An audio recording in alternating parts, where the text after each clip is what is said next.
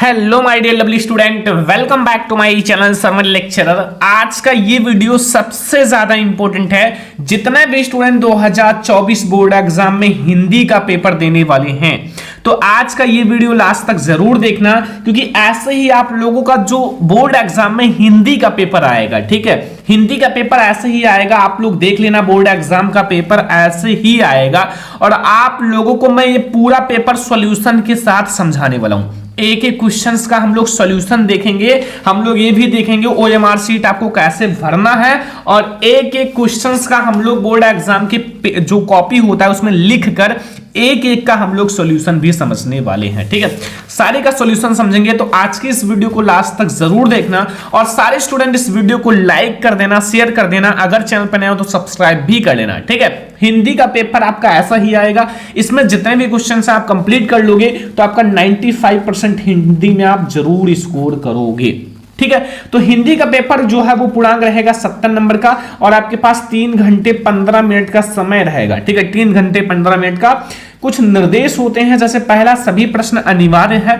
दूसरा है कि इस प्रश्न पत्र के 2 खंड हैं, खंड आ और खंड बा। ठीक है, तीसरा है कि खंड आ में 20 बहुविकल्पीय प्रश्न है, जिसका आंसर ओएमआर शीट पर आपको देना है। ओएमआर शीट अभी मैंने आपको जो दिखाया है। 4 नंबर है, खंड आ में प्रत्येक जो प्रश्न पढ़कर ओएमआर शीट पर आप उत्तर दें, एंड ओएमआर शीट पर आप काट पीट ना करें, इरेजर, व्हाइटनर इन सब का प्रयोग नहीं करना है, वरना आपका नंबर कट जाएगा और आपका जो ओएमआर शीट है वो पेंडिंग में चला जाएगा। ठीक है, 5 नंबर है, प्रत्येक प्रश्न जो है उनके सम्मुख उनके अंक लिखे हैं, कितने मार्क्स के हैं। खंड बा जो है 50 अंक का है, जिसको आपको कॉपी में लिखना है, एंड आपको खंड बा में सभी प्रश्न एक साथ ही करें, एंड प्रश्न में आरंभ कीजिए, अंतिम तक करते जाइए। जो प्रश्न ना आता है उस पर अपना टाइम मत वेस्ट कीजिए। तो सबसे पहले आपके बोर्ड एग्जाम में ऑब्जेक्टिव क्वेश्चंस आएंगे, खंड आ यानी कि बहुविकल्पीय प्रश्न, और 20 मार्क्स का ऑब्जेक्टिव क्वेश्चंस आएंगे। ठीक है, 20 मार्क्स का। तो सबसे पहला प्रश्न है, शुक्ल युग की कला अवधि है, 1 मार्क्स का ऑब्जेक्टिव है। जो शुक्ल युग है, शुक्ल युग की कला अवधि कब से कब तक है? तो हमारे पास ऑप्शन है का 1850 ईस्वी से 1900 तक, खा है 1900 से 1920 तक, गा है 1919 से 1938 तक, या घा है 1938 से 1947 तक। तो इसका आंसर आपको ओएमआर शीट पर देना है। कैसे देना है, सबसे पहले आप देख लो ओएमआर शीट भरने का सही तरीका। ओएमआर शीट में देखो सबसे पहले, ठीक है, गोले को गलत तरीके से ना भरें। जैसे बहुत सारे बच्चे ऐसे भरेंगे, ये गलत तरीका है, ऐसे भरेंगे, गलत तरीका है, थोड़ा सा काला करेंगे, ये गलत तरीका है, आधा काला करेंगे, ये गलत तरीका है। ऐसे गोले को नहीं भरना, ये गलत तरीका है। सही तरीका जो है वो इस तरह से, बिल्कुल गोले को आपको काला करना है, देख सकते हो, बिल्कुल से आपको काला करना है। ठीक है, जिला कोड नाम आपको पता होगा, आपके पेपर का कोड, एंड केंद्र कोड ये आपको जब पेपर देने जाओगे तो पता चल जाएगा। अनुक्रमांक जो है वो आप लोग सबसे पहले आपका जो भी है 1 2 3 4 5 6 7 8 9, ठीक है, 0, तो ये आपको अनुक्रमांक डालना है इस टाइप से। ठीक है, एंड विषय का कोड, आपको विषय का कोड ये है 901 हिंदी, आपका जो भी कोड है। प्रश्न पत्र कोड 801, तो ये आपको आपके ओएमआर शीट में रहेगा। ठीक है, अब आपको सबसे पहले क्या करना है, देखो, प्रश्नोत्तर के प्रश्न विकल्प जो सही है उसे गोले को आपको काला करना है। ठीक है, निर्देशानुसार भरें। 20 ऑब्जेक्टिव रहेगा, तो 1 2 3 ऐसे आपके 20 क्वेश्चंस दिए हुए हैं, और ऑप्शंस हैं ABCD यानी कि 4 ऑप्शंस हैं। फिर आपको यहां देखो, पहला अक्षर क्या भरना है। पहला अक्षर जैसे आपके पेपर कोड में रहता नहीं कि 801 VD, तो यहां आपका जो VD होता है वो पहला अक्षर V और दूसरा अक्षर D, जो भी हो, ठीक है, उसको आप कर देना, और यहां गोले को अच्छे से काला करना, धीरे धीरे, ऐसा नहीं कि तेजी से। V हो गया यहां, एंड D, इसमें D कहां है, D देख लो भाई, ये, ठीक है, तो VD को काला कर देना। अब आप लोग क्या करना है, यहाँ परीक्षार्थी के हस्ताक्षर, अपना हस्ताक्षर कर देना। जैसे मैं अपना हस्ताक्षर कर देता हूँ, SHRAVANGOSWAMI,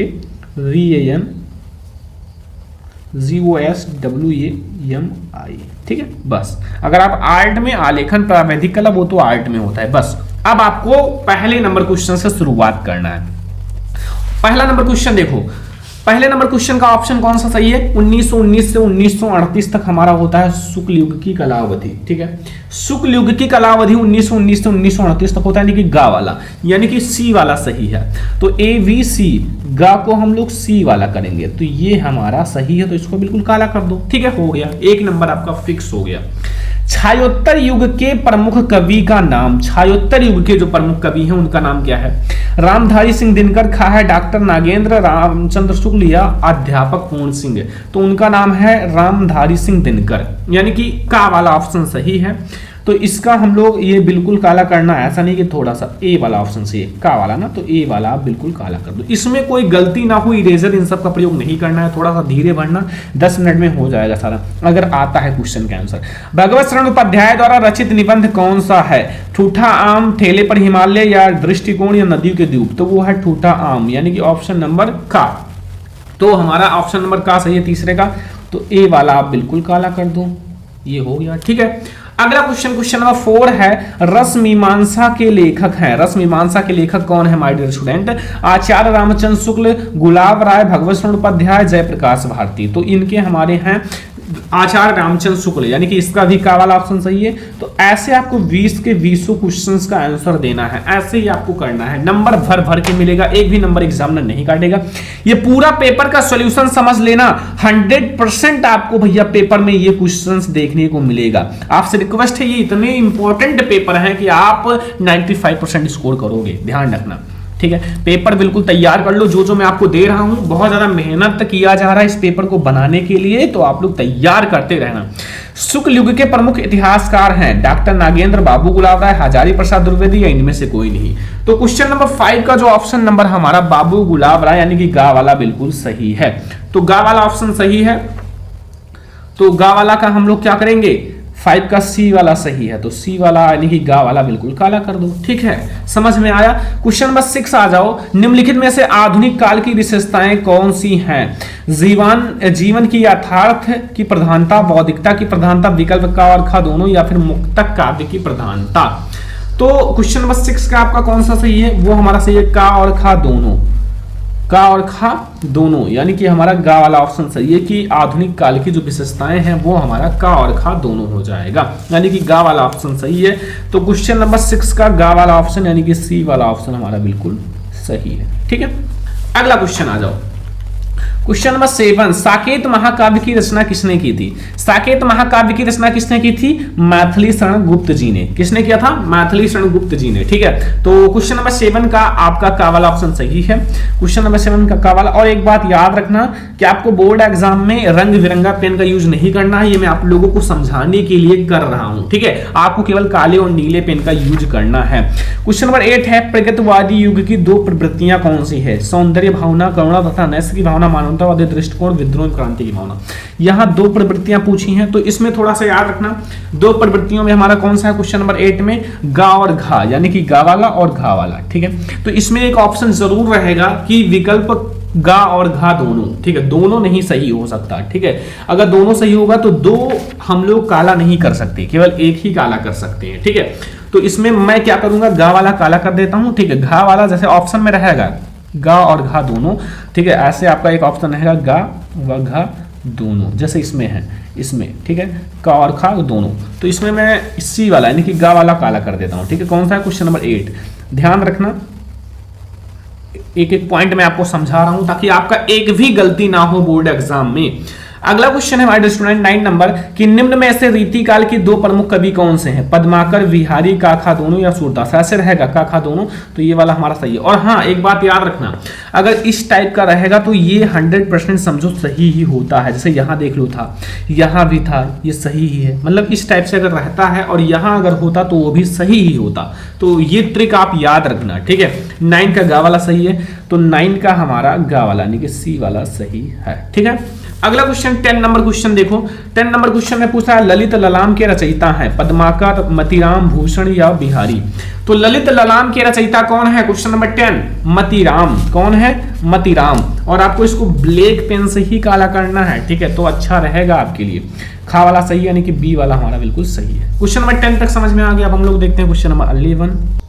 क्वेश्चन नंबर 11 देखो, यहाँ नीचे लिखा हुआ है कि हंसी हंसी बांझे देखी दूल्हा दिगंबर को, पाहुनी जे आवे हिमाचल के उछाल में, निम्न में रस है। हंसी हंसी आ गया तो जान लो हंसना, हंसना का मतलब हास्य रस। तो ये हास्य रस का मतलब ही होता है हंसना, तो गा वाला ऑप्शन सही है। तो क्वेश्चन नंबर 11 का सी वाला ऑप्शन सही है। ऐसे आपके 20 नंबर आपका क्लियर हो जाएगा, ठीक है, ज्यादा टाइम नहीं लगेगा अगर आप अच्छे से याद है तो। हरिमुख मनहु मैंक पंक्ति में अलंकार है, मनहु शब्द आ गया तो उत्प्रेक्षा अलंकार है, मनहु जनहु ये शब्द जो होते हैं वो उत्प्रेक्षावाचक शब्द होते हैं, ठीक है। तो ये हमारा हो गया क्वेश्चन नंबर 12 का वाला ऑप्शन। क्वेश्चन नंबर 12 का ए वाला ऑप्शन बिल्कुल सही है। अगला क्वेश्चन देखो 13, लिख कर लोहित लेख डूब गया दिनमण व्योम सिंधु सखी देख तारक बुंद बुंद दे रहा। इन पंक्ति में पहले और तीसरे चरण में मात्राएं हैं। पहले और तीसरे चरण में माय डियर स्टूडेंट आप काउंट कर लेना, जैसे 1 है 1 है 1 है 1 है 2 है 1 है 1 है 2 है 1 है 1 2 3 4 5 6 7 एंड 4 11 मात्राएं हैं। आप काउंट कर लेना, जैसे मैंने एक काउंट कर दिया है ऐसे आप काउंट कर सकते हो ताकि आपको ज्यादा अच्छा समझ में आए। 13 का ए वाला ऑप्शन 11 मात्राएं, ठीक है। अगला सुदर्शन शब्द में उपसर्ग है, सुदर्शन आगे क्या लिखा हुआ है सु, तो सु हो जाएगा उपसर्ग, जो आगे लगा होता है उसे उपसर्ग कहते हैं। तो 14 नंबर का खा वाला सही है, 14 नंबर का वी वाला सही है, खा वाला, ठीक है। समझ में आ रहा ना एक एक क्वेश्चन। अगला है भवानी शंकर में समास है, भवानी शंकर में कौन सा समास है, तत्पुरुष समास, द्विगु समास, बहुब्रीहि समास, द्वंद्व समास। तो इसमें हमारा द्वंद्व समास है, भवानी शंकर में द्वंद्व समास, यानी कि घा वाला ऑप्शन सही है। घा वाला यानी कि डी वाला। देखो डी वाला ऑप्शन बहुत कम ही सही होता है, अगर तुक्का लगाना तो डी वाला कम ही लगाना। देखो एक ही क्वेश्चन अभी तक आया है डी वाला, ठीक है। अगला कमल राजीव जलज आदि कहलाते हैं, ये एक ही नाम है सबके, एक ही नाम। तो एक ही नाम क्या कहलाते हैं, पर्यायवाची। तो पर्यायवाची यानी कि गा वाला ऑप्शन, यानी कि हमारा गा वाला ऑप्शन 16 का गा वाला, ठीक है। और सोच समझ कर आप इसे भैया मिलाना, ठीक है। 17 नंबर क्वेश्चन है तद स्त्रीलिंग शब्द का सप्तमी विभक्ति बहुवचन रूप है, तभ्या तासु ताभि तासमक, ठीक है। तो इसका कौन सा सही है, इसका हमारा सही है तासु, यानी कि खा वाला ऑप्शन, ठीक है। तो खा वाला ऑप्शन हमारा सही है, क्वेश्चन नंबर 17 का खा वाला, यानी कि बी। अगला क्वेश्चन आ जाओ माय डियर स्टूडेंट, भगवान तेरा भला करे अर्थ के आधार पर वाक्य का भेद बताइए। भगवान तेरा भला करे अर्थ के आधार पर, भगवान तेरा भला करे तो हम इच्छा ही कर सकते हैं कि भगवान आपका भला करे, तो इच्छावाचक है। तो क्वेश्चन नंबर 8 का खा वाला सही है, क्वेश्चन नंबर 18 का खा वाला सही है, ठीक है। 19 नंबर क्वेश्चन देखो कि वह अब भी बैठ नहीं सकता, वाक्य का भाववाच्य में रूप होगा, वह बैठ नहीं सकता अब, उससे अब नहीं बैठा जा सकता, उससे अब भी नहीं बैठा नहीं जाता, विकल्प सही है, विकल्प सभी विकल्प सही हैं। तो इसका हमारा कौन सा सही होगा, इसका है, इसमें थोड़ा सा कंफ्यूजन तो आप लोग देख लेना, ठीक है। अगला है प्रत्येक का अपना महत्व होता है, इसको आप HW दे देता हूं, आप लोग रिसर्च करना, और अगर नहीं कर पाना तो कल तक मैं आपको इसको बता दूंगा, ठीक है। अगला प्रत्येक अपना महत्व होता है, प्रत्येक का अपना महत्व होता है, पद में परिचय है, वो है सर्वनामिक विशेषण पुल्लिंग एकवचन महत्व विशेष्य, यानी कि गा वाला ऑप्शन सही है। तो इसमें सी वाला ऑप्शन। अब इसमें 20 वाले में आप कोई भी ऑप्शन सही हो, मान लो डी वाला सही है तो लगा देना, ठीक है, जो भी सही है। तो ऐसे आपको 20 नंबर आपको मिल जाएंगे 20 ऑब्जेक्टिव के, ठीक है। 20 ऑब्जेक्टिव के 20 मार्क्स आपके क्लियर हो गए। अब आपका एक भी नंबर नहीं काट सकता, यहाँ केंद्र जो वहां होंगे वो हस्ताक्षर कर देंगे, ठीक है। तो ये OMR सीट ऐसे ही भरना है, ध्यान रखना। तो ये हो गया हमारा माय डियर स्टूडेंट 20 ऑब्जेक्टिव। अब आपको जो लिखना है वो देखते हैं। अब हमारा खंड बा 50 नंबर का वर्णात्मक स्टार्ट होता है। 20 ऑब्जेक्टिव के बाद 21 नंबर क्वेश्चन, निम्नलिखित गद्यांशों में से किसी एक का नीचे दिए गए उत्तर लिखिए, 6 मार्क्स का, यानी कि गद्यांश सॉल्व करना है। दूसरी बात जो इस संबंध में विचारणीय है कि यह की संस्कृति अथवा सामूहिक चेतना ही देश का प्राण है, और इसी नैतिक चेतना की सूत्र में हमारे नगर, प्रदेश, संप्रदाय, हमारे विभिन्न वर्ग जातियां आपस में बंधी हैं। जहां उसमें हर तरह की विभिन्नताएं हैं, वहां उन सब में एक एकता है। इसी बात को ठीक तरह से पहचान लेने से बापू ने जनसाधारण को बुद्धिजीवों के नेतृत्व में क्रांति करने के लिए तत्पर इसी नैतिक चेतना का सहारा लिया। तो यहाँ से यहाँ तक हमारा भैया रेखांकित अंश है, काफी बड़ा रेखांकित अंश है। तो यहाँ आपका 3 क्वेश्चन रहेगा, 2-2 मार्क्स का। प्रस्तुत गद्यांश का संदर्भ लिखो, 2 मार्क्स। प्रस्तुत का रेखांकित अंश की व्याख्या करो 2 मार्क्स, और क्रांति के लिए बापू ने किसका सहारा लिया 2 मार्क्स। ठीक है, यानी कि 6 मार्क्स आपका क्लियर हो जाएगा। तो इसको आंसर कैसे लिखना है वो भी मैं आपको बताता हूं बोर्ड एग्जाम में। सबसे पहले ये आपका है माय डियर स्टूडेंट खंड बा, कौन सा है? सबसे पहले आप ऊपर हेडिंग डालना खंड बा, जो भी है आपका, देखो ये खंड बा है ना, ये वाला खंड बा, ठीक है। और यहां फिर हमारा देखो ऊपर के 2-3 अक्षर, दूसरी बात, ठीक है, जितने भी 2-3 अक्षर आप ले लो, दूसरी बात जो, फिर नीचे के आपके चेतना का सहारा लिया था, ठीक है, इतना आप ले लेना, ठीक है। ये डॉट डॉट करके कर लेना, इससे एग्जामिनर समझ जाएगा बहुत अच्छे से कि कौन सा गद्यांश सॉल्व किया गया है। सबसे पहले आपको लिखना है संदर्भ। पहला क्वेश्चन यही पूछ रहा है ना, रेखांकित अंश की व्याख्या के ऊपर संदर्भ वाला, तो पहला प्रश्न आपको संदर्भ करना है। तो देखो संदर्भ में लिखना है, प्रस्तुत गद्यांश हमारी पाठ्य पुस्तक हिंदी के गद्य खंड में संकलित डॉक्टर राजेंद्र प्रसाद द्वारा लिखित भारतीय संस्कृति नामक पाठ से लिया गया है। ठीक है, तो ये आपका 2 नंबर देकर जाएगा भैया। ऐसे आपको पूरा सॉल्यूशन समझ लिया ना। दूसरा है गद्यांश का रेखांकित अंश की व्याख्या। रेखांकित अंश की व्याख्या देख लो। रेखांकित अंश की व्याख्या में क्या है कि डॉक्टर राजेंद्र प्रसाद जी कहते हैं कि हमें सर्वप्रथम वैज्ञानिक और औद्योगिक विकास के अनुचित परिणामों को ध्यान में रखना चाहिए, और विचार करने योग्य दूसरी बात यह है कि भारतीय संस्कृति अथवा भारतीय वासियों की संपूर्ण व एकीकृत चेतना शक्ति या चेतन शक्ति ही इस देश का जीवन है। बिना इसके देश का जीवन ही संभव नहीं है। ऐसी चेतन शक्ति जो नैतिकता पर आश्रित है, इन संप्रदाय के विभिन्न वर्ग और उनके मानने वाले विभिन्न संप्रदाय, इस संप्रदायों के विभिन्न वर्ग और इनमें समृद्ध है जो हमारा जाति है आपस में बंधी हुई हैं, और जहां इनमें सभी तरह की विभिन्नताएं हैं वहीं इनमें एकता भी है। बस इतना आपको रेखांकित अंश की व्याख्या करना है। ठीक है, अगला एक क्वेश्चन पूछ रहा है कि क्रांति के लिए बापू ने किसका सहारा लिया, तो इसको भी हम लोग देख लेते हैं। यहाँ तीसरा क्वेश्चन भी 2 ही मार्क्स का है माय डियर स्टूडेंट, कि देखो क्रांति के लिए बापू ने सामान्य जनता को बुद्धिजीवियों के नेतृत्व में क्रांति करने के लिए तैयार किया था, और नगर और ग्राम हमारे प्रदेश और संप्रदाय वर्ग जातियों का सहारा लिया। तो ये हो गया माय डियर स्टूडेंट 6 मार्क्स आपका क्लियर। अगर आपको ये नहीं आता तो आप इसको कर सकते हो कि दुनिया के सभी भागों में स्त्री पुरुष बच्चे रेडियो कान पर सटाए थे, जिसके पास टेलीविजन थे वह पर्दे पर आंखें गड़ाए थे। मानवता के संपूर्ण इतिहास के स्वर्णिम रोमांच घटना एक क्षण के भागीदारी बन रहे थे, और उत्सुक और हमारा कुतूहल के कारण अपने अस्तित्व के बिल्कुल बेखबर थे। ठीक है, तो ये आप इन 3 क्वेश्चन यानी कि दोनों में से कोई एक करोगे 6 मार्क्स मिल जाएगा। तो ये 6 मार्क्स आपका क्लियर हो जाएगा ना तुरंत। तो ये आपका हो गया 21 नंबर। अब हम लोग देखते हैं पद्यांश। अब देखो 6 मार्क्स का आपका पद्यांश भी आएगा। लिखा हुआ निम्नलिखित पद्यांशों में से किसी एक का आपको 6 मार्क्स मिल जाएगा। पहला, उधव मोहि ब्रज विस्तृत नाहि, वृंदावन गोकुल वन उपवन सघन कुंज की छाही, प्रात समय माता जसुमत अरु नंद देख सुख पावत, और माखन रोटी दहु सजावत, अति हित साथ खवावत, गोपी ग्वाल बाल के संग खेलत, सब दिन हसत सिरात, सूरदास धन धन ब्रजवासी जिनहत हित ददुपात। तो ये सूरदास जी इसके भैया रचयिता हैं, कवि हैं। तो ये आपका संदर्भ पहले ही क्लियर हो गया कि ये है सूरदास जी, और इसका जो पाठ का नाम है वो पद है। ठीक है, तो व्याख्या आपको तैयार करना पड़ेगा। और श्री कृष्ण किसके ध्यान में खो गए थे, वो वृंदावन गोन उपवन सघन कुंज की छाही का अर्थ है। बस ये 3 क्वेश्चंस का आपको मिल जाएगा आंसर। अब देखो स्टूडेंट, अब ये जो और क्वेश्चंस हैं ये मैं आपको नेक्स्ट वीडियो में सॉल्व कराऊंगा। ठीक है, बट मैं आपको बता देता हूं कि आपका पेपर कैसा आएगा। ये वायरल पेपर पूरा समझ लेना, ठीक है, क्योंकि और बहुत बड़ा हो जाएगा वीडियो, तो इसलिए मैं आपको और जो है वो बाद में समझा दूंगा कल। ठीक है, तो अगर वो नहीं आता तो इसको देख लेना, रूपाश तेरा घन केस पास। पूरा पेपर समझ के जाना। अगर 95% स्कोर करना है तो एक भी क्वेश्चन छोड़ना मत, खुद से थोड़ा सा सॉल्व करने की कोशिश करना। अगर नहीं कर पाओगे तो बता देना।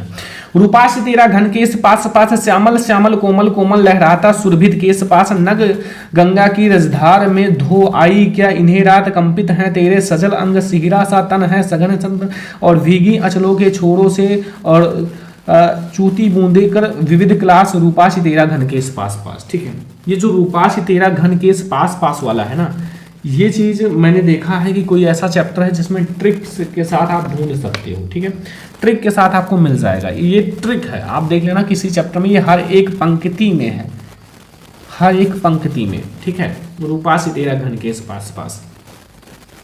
तो इसमें भी 3 क्वेश्चन है, किसी एक का आपको मतलब दोनों में से किसी एक को करना है। अब देखो, अब किसी एक का जीवन परिचय लिखना है। पहला रामचंद्र शुक्ल, भगवत शरण उपाध्याय, जयशंकर प्रसाद। तो किसी एक का लिख देना, आपको 5 मार्क्स मिल जाएगा। ये हमारे लेखक हैं। और फिर आपको किसी एक कवि का जीवन परिचय लिखना है 5 मार्क्स के लिए, तुलसीदास, महादेव, माखनलाल चतुर्वेदी। ठीक है, तो ये सब बता रखा है कि इंपॉर्टेंट है बहुत ज़्यादा। तो इन दोनों में से, तीनों में से एक एक लिखोगे, 3 इसमें से एक और 3 इसमें से एक, तो आपका 10 नंबर 10 मार्क्स आपका क्लियर हो जाएगा। ठीक है, तो ऐसे ही आएगा हिंदी का पेपर, ध्यान रखना। अब ऐसे ही आपका संस्कृत का पद्यांश गद्यांश आएगा। सबसे पहले गद्यांश 5 मार्क्स का। देखो, आपको गद्यांश का आपको किसी एक का संदर्भ और अनुवाद लिखना है। आमः स्वाभिकृतः समयः इति कथिते तस्मिन् नागरिके स ग्रामीणः नागरिका अभवत्। प्रथम भवानी एवं पूछति ग्रामीक्षां तम ग्रामीणः आकटत्। त्वमेव प्रथम पूछत इति इतम सुरत्तम सह ग्रामीणा भवति युक्तम अमेव प्रथम पूछम। आप दो दूरगामी सहसाचरा न पंडिता अमुख समुखम चाह्युः जानति सा पंडिता अस्मः उत्तरम भवाति भवान। तो ये आपको मिल जाएगा 5 मार्क्स। इसका व्याख्या करना है, बहुत आसान है। ग्रामीणा यानी कि एक है ना, मतलब ग्रामीणा जो एक गांव का आदमी होता है वो वाला। ठीक है, अब उसको नहीं आता तो इसको कर देना भाई, अस्माकम भारतीय संस्कृति गतिशीला वर्धते। तो दोनों में से कोई एक करोगे, आपको 5 मार्क्स मिल जाएगा। पद्यांश में आ जाओ। पद्यांश में भैया जो एक करना है, यहाँ एक है और फिर हमारा आगे भी है। थोड़ा सा हार्ड इसको बनाया गया है। ठीक है, इससे सरल आपका पेपर आएगा थोड़ा सा, तो ध्यान रखना। यहाँ किसवद प्रस्तरो मित्रम किसवद मित्रम गेह सतः अरुस्तम चाह किम मित्रम किसवन मित्रम निश्चांत। ठीक है, तो ये आपको 5 नंबर गद्य पद्य यानी कि गद्यांश पद्यांश संस्कृत का दोनों में से 5 यानी कि 10 मार्क्स हो जाएगा। अब एक श्लोक लिखना है जो आपके प्रश्न पत्र में ना हो, तो एक लिख देना, सर्वे भवन्तु सुखिनः सर्वे सन्तु निरामया सर्वे भद्राणि पश्यन्तु मा कश्चित् दुर्भाग्यः भवेत्। आपको इस पर 1 नंबर मिल जाए, 2 नंबर मिल जाएगा। इसमें से किसी 2 प्रश्नों का उत्तर देना है। विद्या केन वर्धते, विद्या केन वर्धते। विद्या सर्वप्रथम वर्धते, सब कुछ बढ़ता है, विद्या से सब कुछ बढ़ता है। चंद्रशेखरा का आसीत, चंद्रशेखरा एक देशभक्त आसीत। बस 2 हो गया। भारतीय संस्कृति मूलम किमस्त, भारतीय संस्कृति मूलम कौन है, तो विश्वसृष्टा भारतीय संस्कृति मूलम अस्ति। अब इन दोनों में से कोई एक का आपको पत्र लिखना है। बिजली समस्या के निराकरण हेतु जिले के विभाग को एक शिकायती पत्र लिखो। पत्र लेखन, पत्र कैसे लिखते हैं उस पर आज ही वीडियो बनेगी। ठीक है, याद रखना। आपके मित्र के पिता सीमा पर शहीद हो गए, भावनाएं व्यक्त करने के लिए पत्र लिखो। तो 4 नंबर का पत्र आ गया है, नया टॉपिक। तो इस पर आज ही टॉपिक पर वीडियो बन जाएगा। ठीक है, फिर आपको निबंध लिखना है 7 मार्क्स का। 7 मार्क्स का आपका निबंध रहेगा। परिश्रम सफलता की कुंजी है, भारतीय किसान का जीवन, जनसंख्या वृद्धि, नारी सशक्तिकरण, मेरा प्रिय साहित्यकार मुंशी प्रेमचंद्र। तो इन 5 में से कोई एक लिखना है। तो आप लोग लिखना जनसंख्या वृद्धि, और एक जरूर आएगा प्रदूषण की समस्या तथा समाधान। ये जरूर आएगा। थोड़ा सा हार्ड बना है इसलिए मैं बता रहा हूँ कि थोड़ा सा आसान आपका पेपर आएगा। 27 एक खंड काव्य। एक खंड काव्य आपको लिखना है। खंड काव्य आपके जिले में अलग अलग होता है। कहीं अग्र पूजा होगा, कहीं तुमुल होगा, कहीं सुभाष जो हमारा जय सुभाष होगा, कहीं मुक्ति दूत होगा। हमारे इधर है ज्योति जवाहर खंड काव्य, जो कि है भैया गोंडा जिला। गोंडा जिले में हम रहते हैं, तो हमारे इधर यही आता है। ठीक है, तो आपके उधर जो आता है कमेंट कर देना, मैं पढ़ा दूंगा। ठीक है, तो ये पूरा हिंदी का पेपर है। और मैंने आपको ये भी बता दिया OMR शीट कैसे भरना है, कॉपी में कैसे लिखना है, सब कुछ मैंने आपको बता दिया। तो आई होप कि आपको ये पूरा पेपर सॉल्व कर लोगे। और आप लोग के आज ही ये वीडियो देखने के बाद आप ट्राई करो इसे सॉल्व करने का। जल्दी से आप लोग ट्राई कर लो। और अगर आप लोग इस वीडियो को लाइक शेयर एंड सब्सक्राइब कर दोगे तो हम आप लोगों को इसका जो है पूरा सॉल्यूशन भी समझा दूंगा, पूरा सॉल्यूशन। ठीक है, पूरा सॉल्यूशन। तो इस वीडियो को ज़्यादा से ज़्यादा लाइक शेयर एंड सब्सक्राइब कर देना। हम लोग मिलेंगे नेक्स्ट इंपॉर्टेंट वीडियो में। तब तक के लिए जय हिंद, वंदे मातरम।